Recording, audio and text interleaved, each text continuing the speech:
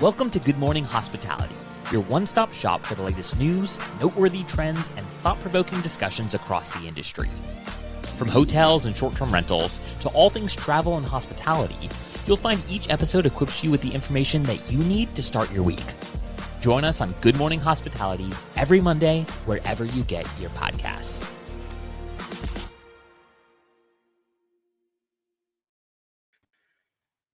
Good morning. Best Happy day of the Monday. week. Early morning energy. There we go. Early morning energy. The trio's back. So good to see back. you guys. I know, I've missed you. It's been a little while, and You guys- lot of stuff has happened through the holidays. Yeah. and really last week. So we'll get into We that have a little a bit. couple- but I was gonna say a couple of Good loyal weekend. listeners hit me up this morning and said, how are you guys gonna cover all the news that's happened this last week in 30 minutes? And I was like, oh, Michael Lester, watch us pull through. Here we go. But hey, Hope Michael, everyone you has and a Jamie had a few good extra episode minutes last today. week. Yeah, We did. a few extra couple. Yeah, I go ahead. think someone's Yeah. lagging. The coffee. Yes, it was a lot of fun with Jamie last week. We got into college town rentals and Airbnb's multifamily. I don't want to say flop, but not quite delivering on what people might have expected.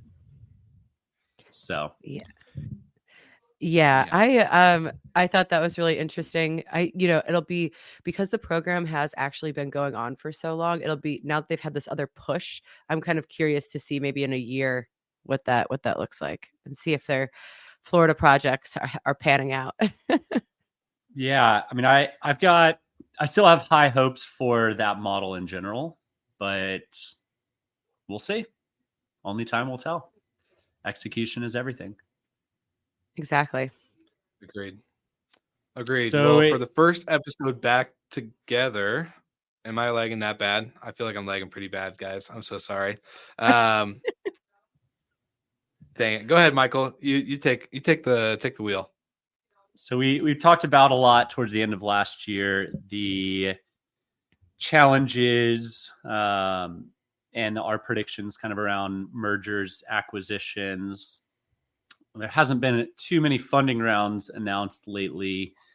And unfortunately, just in the past week, we've seen a couple of closure announcements. So let's start with the highs and talk about some acquisitions that have happened.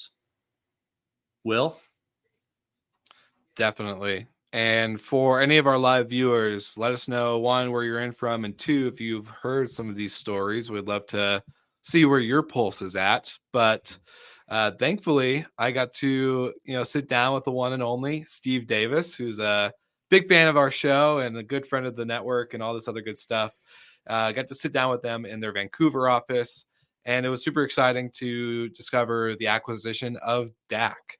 So DACK is a guest app. It is a native app that you can download or also web app. And for a while, I thought they were done. They were at one of the closures that we were going to see.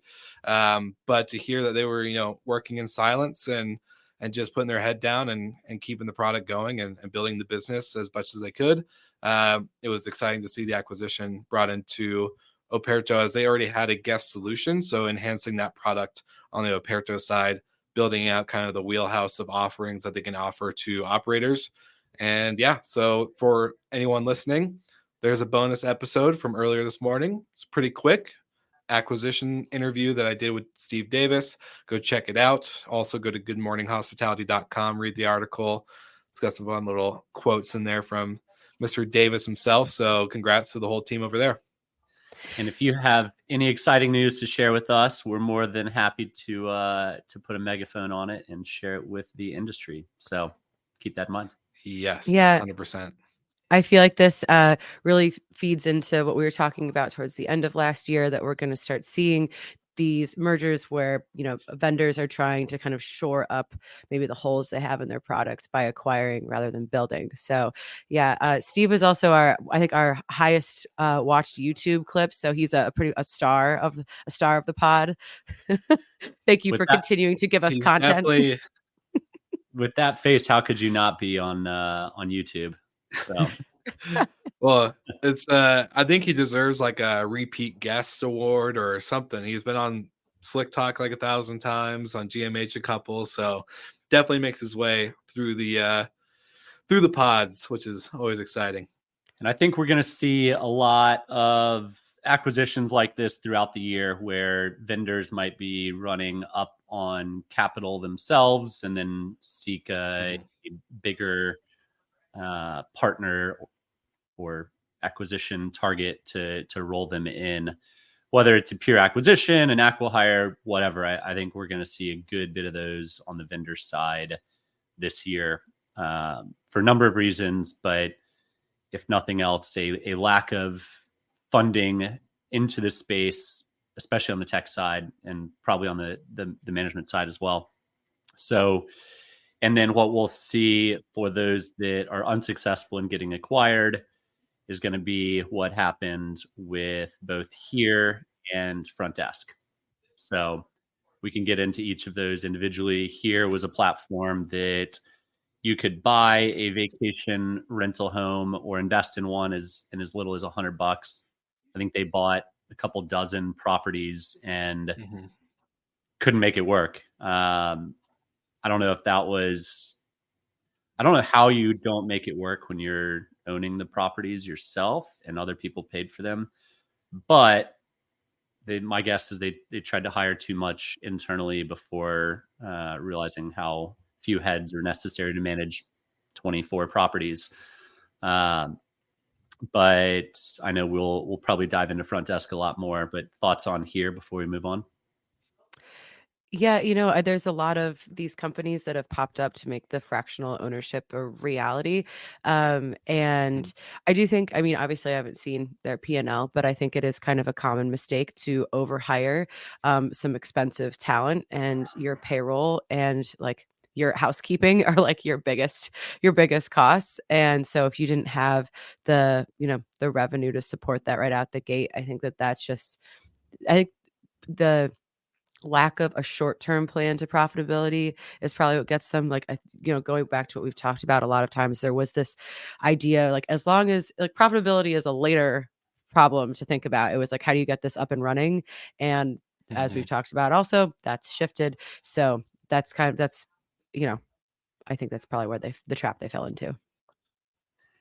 Yeah. Yeah. And I had the opportunity to, talk and interview Corey Walters, the founder, on my other podcast. And going through the business model, it sounds really great in theory, but again, it comes to execution and the practice. And, knowing what we know from our podcast network, they were doing some ad spend throughout a couple, influencers, other type things. And then I remember there was a moment in time where it had to freeze due to overhiring. So go again, like having to go through layoffs and all this other stuff. It definitely was spun up quickly.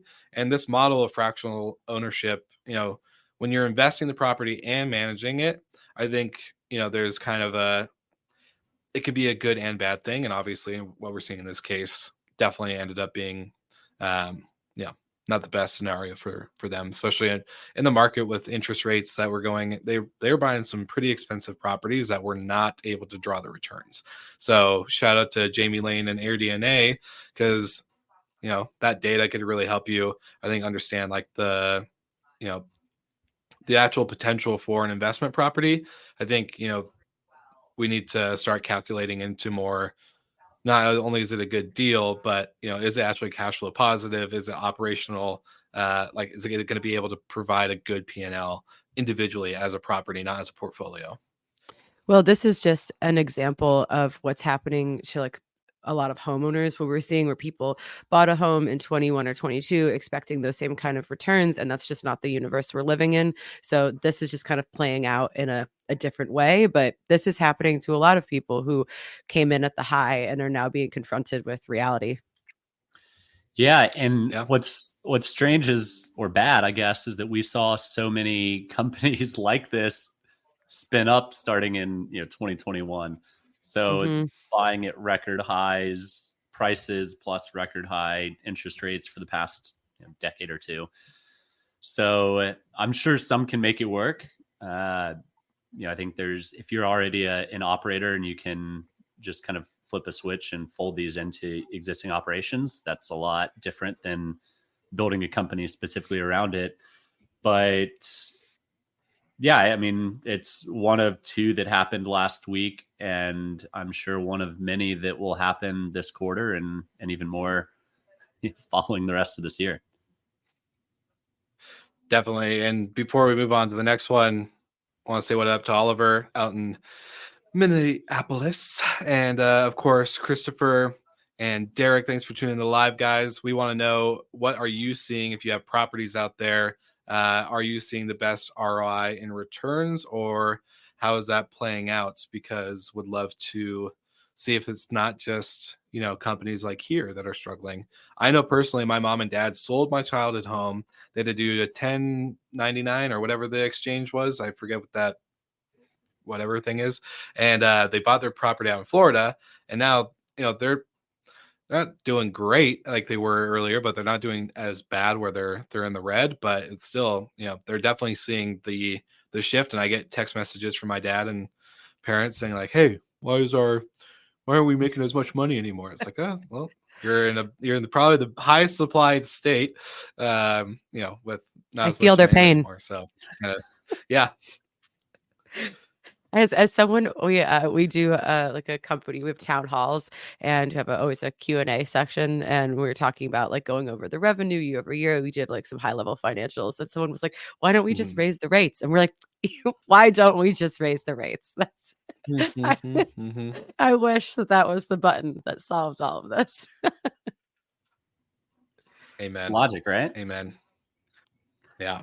Or lower rates Well, and get more heads in beds. anyways, yeah. Yep. But then you open up the opportunity for the guests that you may not want. So that's always the cost of the owner The too. balance. So always an interesting. The balance is real. It's really real. You have to know that what that rate is that gets you over that tipping point. Yeah. Anyway, so let's go into the front desk news. Unfortunately, not only have we seen other operators in the past, say Alfred, Lyric, Domio, etc., go out of business. We had Jesse on the pod, I don't know how long ago, but not too long ago, kind of mid to end of 2023. And it's really sad to see a big urban operator, especially one that go out of business.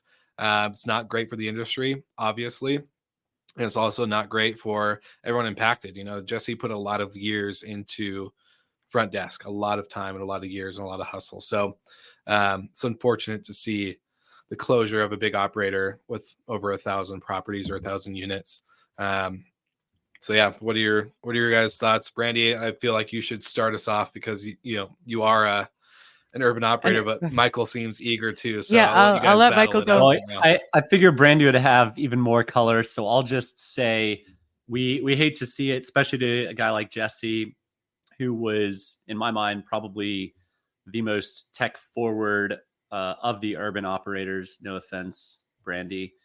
That's fine. No, but taken.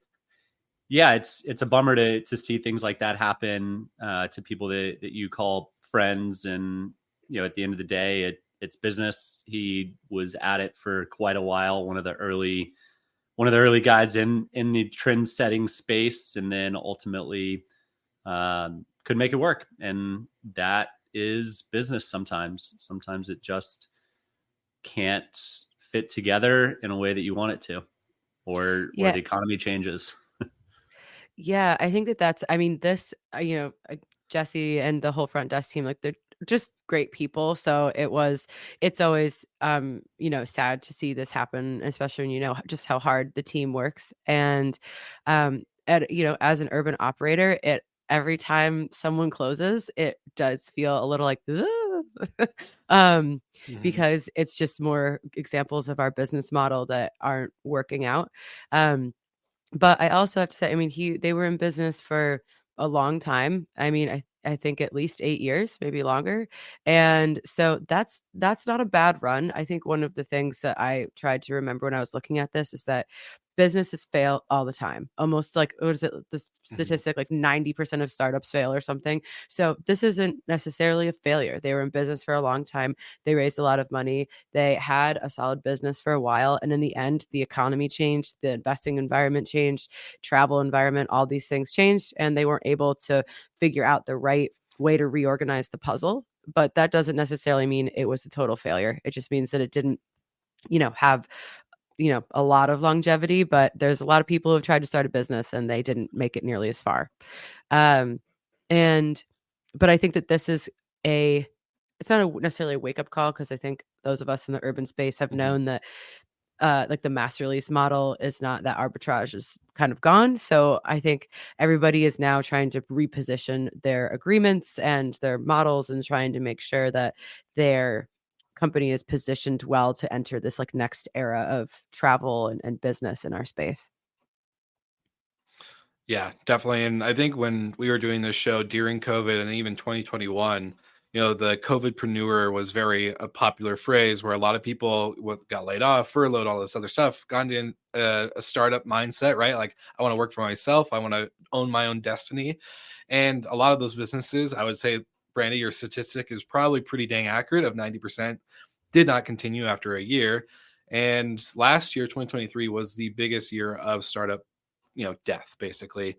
And I have a feeling that this is going to ripple into 2024 a little bit. The way the capital was influxed in 2021, 2022, 2023 now is going to carry on into 2024 for a bit on the unfortunate news of startups not making it. And I think, it's a gloomy kind of way to start the year, but I think, there is a brighter side of it. As we've seen, there's an acquisition that just happened today that we got to obviously announce with Operto and DACK. I'm hoping that we continue to see this trend of this kind of like consolidated capital, the way that this kind of last couple of years has been, the ripple effect carries over into this year.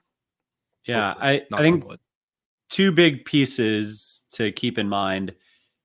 The industry is not going anywhere.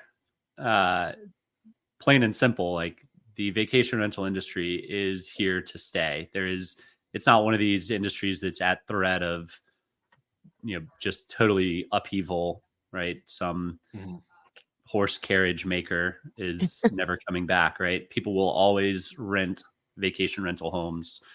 They'll always travel. They'll always take their families. Like, that's core to the human experience.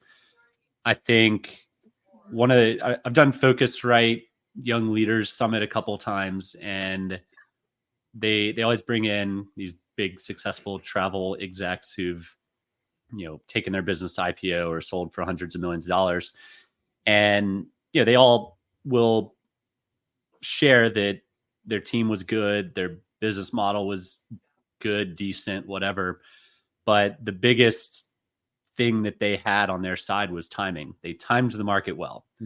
And anyone that may have sold their urban vacation rental business in 2019 nailed the market. Anyone that wrote it into a property management company in New York City over the past 2 or 3 years did a terrible timing on the market. It doesn't always mean you have a bad business or a bad business model. It also could just be that the timing is not good. So the industry is not going anywhere. It's gonna be a bloodbath this year.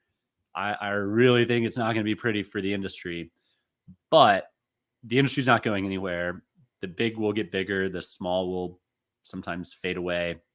Those that raised venture capital 2 years ago and that are kind of running up on the end of their runway might go down with the ship too. So I think we're going to see more of this happen.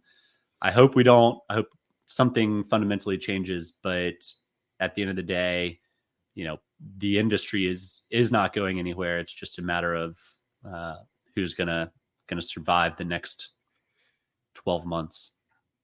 Yeah, it's a gloomy start, but I do think that where, just like when we were going into COVID and there was just kind of this like chaos, and there's also the people that thrive in that chaos are like, those are the stronger companies that emerge. And Jeremy, shout out Jeremy in the comments, was saying that like, this is how you learn, by kind of testing the bathwater before you step in. Like, like, let's look at what these companies did wrong and try to not make those mistakes. And I think that if you are a smaller company, like you're not a Sonder or a Vacasa, you can pivot a little bit easier, and you can, adapting, seeing what's going wrong and trying to make those changes right away is what's going to save you. And it is hard. I mean, it's hard to steer these monstrosities that we're all building. But you have to like learn from some of these mistakes. If you're not changing anything, if you're not going through your P&L line item by line item, seeing what you really need, how everything works together, then you might be one of these companies that we talk about later on. Definitely. And, it's actually kind of funny talking about the pivot and the structure, because there's a lot of founders that have come into this industry from similar kind of verticals, right? So the first one I think of, and coincidentally, they're a sponsor of ours, but Max from Sojo, he had a company right before Sojo, well, not right before, but before Sojo, doing logistics in the shipment and kind of a amenity space, right? So being able to have that type of business skill set, I remember talking, didn't say how much of a success it was, but I also think he did learn a lot from that and was able to apply that to Sojo. And as we see today, like they're getting some of the biggest names out there. And so talking about pivot and the way that you're going to structure, I think you can do this when you have, Michael said it perfectly, the right timing and the experience. And as Jeremy, kind of the combination of everybody talking, putting your toe in that bathwater to check that temperature is always super important. So one, shout out to Sojo, and for all that you guys have learned before Sojo and applying that to today, but also just for the companies out there that are able to learn from lessons like that. It's super, super important to obviously observe the market and to do what you can, right? It's hard to steer such a big ship. So if you can learn while you're at a smaller phase, even better. So yeah, that's a great point. VCs love investing in second-time founders, because even if their first one was a failure, sometimes especially if the first one was a failure, because they're more motivated, they know what mistakes to avoid, they know where they went wrong the first time around. So yeah, I think that's a really good point. And I think Max is a good example of how you can come out of the gate with a good business instead of kind of floundering around for a couple of years trying to find your niche. Just come out, nail the product market fit and build. I also think another challenge that we have, and this is just a kind of a consequence of today's technology, but everything that happens is so public. Like every little like mess up a company has, or everything is scrutinized. We're talking about in this podcast, it becomes, the commentary of the day on LinkedIn or whatever. And so you have everybody is able to give their 2 cents and scrutinize what you did or did not do correctly. So I also think that going into this year where things are going to be tricky, where people are going to be facing difficult business decisions, that we all make sure we put our stones down and don't throw them in glass houses. It is a very tricky business, and no one goes into business being like, I hope I blow this up. Like, everybody wants to succeed. And a lot of our listeners have started their own businesses or have been there from the early days, and how difficult it is. So let's maybe approach this potentially difficult year with a touch of compassion and empathy for everyone just trying to figure out how to stay alive. 100%. Not to get on a high horse with this, but we see too much in the industry where people feel like their shit doesn't stink. And I feel like that's pretty, like you just said, Brandy, like the ability to put your stone down and not throw in a glass house is super important. I don't, my mission personally with Hospitality FM is to find voices and elevate those and amplify them that are bringing like actual good to the industry. Hence why we're announcing a new original show here in the next week or so. But at the end of the day, like the people that amplify like the good are going to succeed. Those who don't and kind of cause this unneeded and tasteless drama, it's going to show your true colors, and obviously those who work with you are going to show theirs, and those who don't are going to know their true value. So I agree with you there, and that's all I'll say, so we don't make this a little too too political and too much of a clickbait clip for others to use on LinkedIn. Coming out with flames, Well, Will. yeah. But Hey, I think, you know, we passionate have about the mission. yes, and I think we have coming up shortly. We have our predictions roundtable that will be coming out. So I think it was really interesting to do it last year, and we'll see. Hopefully, some people have some more positive trends that they're hoping to see. Michael's shaking his head. I don't know. It's for me personally when we go through like there's like the stress of like how are we going to continue to grow the business, continue to be successful, and it can be incredibly overwhelming. So I started off last year with a phrase that I wrote on the whiteboard in the office. It said just like relentless positivity 2023. That was a really hard I remember thing to you maintain. used that on me a lot, Brandy. I remember you saying it a lot in our I private know. chats. I know. I mean, it's kind of like maybe if I say it enough, it will absorb. But I think just trying to, maintain a level of positivity and compassion for yourself if you're running a business and it's really hard and really stressful. Like everybody is going through some stuff this year, so there's some community there. Yeah, I would say it again. This industry is not going anywhere. For the past however many years, you've always seen, including myself, folks predicting consolidation.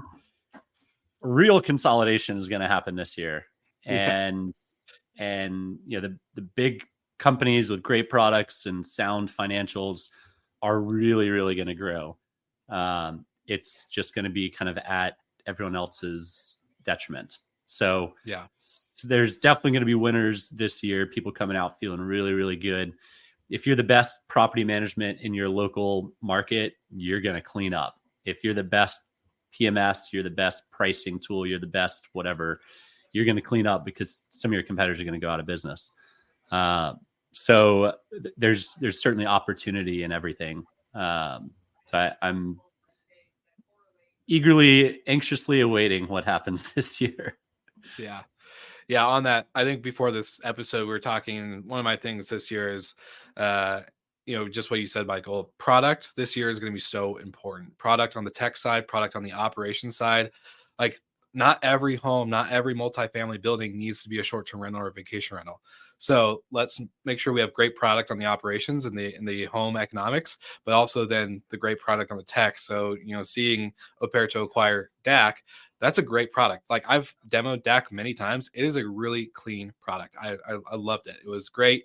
And so I think, focusing on products can be really important. And Brandy, as we've all mentioned many times on this show and getting to, also hang out with you guys in New York, financials, like operating your financials, your P&L is so important. Financial discipline this year, product and financial discipline are the key things for 2024 for operators and vendors, whether you're ventured or private equity backed or anything or bootstrapped, doesn't matter. All of it is going to be super, super important. Yeah, make sure you're having those monthly P&L meetings, going through all those costs. It's definitely, it's worth taking the time to make sure that you know where your business is in a regular cadence. Junior Collins says year 3 is tough. Yeah. Keep going. You got this. Lots of coffee. Junior, maybe a Celsius. We got you. Yeah, we got you. And Jeremy Weiss, I'm drinking Nespresso pods. They're the uncle, or not the uncle. Sorry, my cup says uncle on it. That's why I was reading that. But the Nespresso, they're the caramel pods. So I love my caramel lattes in the morning. But that's about it. Sorry for all of our listeners. We have to engage with the live viewership. It makes it all more fun. Well, Michael, go ahead, Randy. Oh no, I was just going to say, for those of you who are considering their kind of the year ahead and anything they might want to change up, if you're looking for new tech, we've been talking about a lot the importance of really evaluating your tech stack. Our wonderful sponsors over at TravelNet, you demo track, see if they're a good fit. They have a really great product. And if you're looking to make a change, I know a lot of people are going into their slow season, so I highly suggest a migration during your off season to maintain some level of sanity. And then also for any of their digital marketing needs, Atlas is a great option. That, you know, even though we have to kind of tighten our spending, it's more choosing the right product to put those dollars towards rather than totally scrapping everything. So check out the link in the show notes if you're in the market for, or in the mood for, a new PMS. No, I love that. I love that. And to kind of do some shameless shout outs, some promos here. This coming Friday, for all of our live listeners right now, this coming Friday, 12 p.m. MST, which is Mountain Standard Time for me, or 2 p.m. EST, we are doing an operators roundtable with the one and only Brandy Canali, Megan Moylan with Outpost Group, Robin Cragen with Moving Mountains, and of course, Dennis with Casadiola Vacation Homes. So if you're an operator in the space and you want to learn how to properly operate at scale in 2024 and learn from some legends of the industry, that's a perfect roundtable to join. I'll put a post or a link in the comments and the show notes. And then, of course, our predictions episode, which is next week, where we're getting some influential names, not only the people on this show. We actually have the full GMH crew that will be there. And then, of course, a couple other HFM podcasters giving their predictions for 2024 in multiple categories of the industry. So that's kind of our shameless shout outs. Thank you to Sojo and TravelNet for being our sponsors. 30 days of amenities for Sojo, link in the show notes. Before we finally conclude this episode, Mr. Golden, what's on your mind this week? Anything exciting that you got coming up? We've got Storied's first members retreat in Dublin next week. So getting some stuff together there. And you guys both know about a cool project I've been working on. We'll be announcing it pretty soon. So on the in the outdoor glamping space. Yeah. So stay tuned. That project. Probably another 2 weeks or so, but we'll share more shortly. I was thinking of a different project, but never mind that. There's so many projects happening behind the scenes for all the listeners, so get ready. There's going to be quite the announcement run here, but sounds exciting, Mr. Golden. Brandy, so good to be back with you. It's not the same when Mondays aren't spent with the two of you guys, so good to see your faces this morning. Yeah, I'm happy to be back, and I'm leaving. You can't necessarily see all the snow in my background, but there's a lot of snow behind me, and I'm heading back to the sun today. So yeah, lots of snow. So I'm very excited to be heading back to Miami. I need to get my tan back. I feel it. Me too. Well, yeah, Michael, you definitely need it. Awesome. Well, so good to see you guys. To all of our live viewers, thank you guys so much for tuning in. We love your engagement and love your support. If you ever need anything, reach out to us. We love talking to you guys behind the scenes. For all of our listeners, thank you again for tuning in and making this podcast one of the best business news podcasts out there. And of course, like always, if you like and subscribe, we'll see you again next week. And don't forget, every Wednesday, Sarah Dandashi, Steve Turk, our hotel crew goes live, same time. So join them this Wednesday, and we'll see you all again very soon.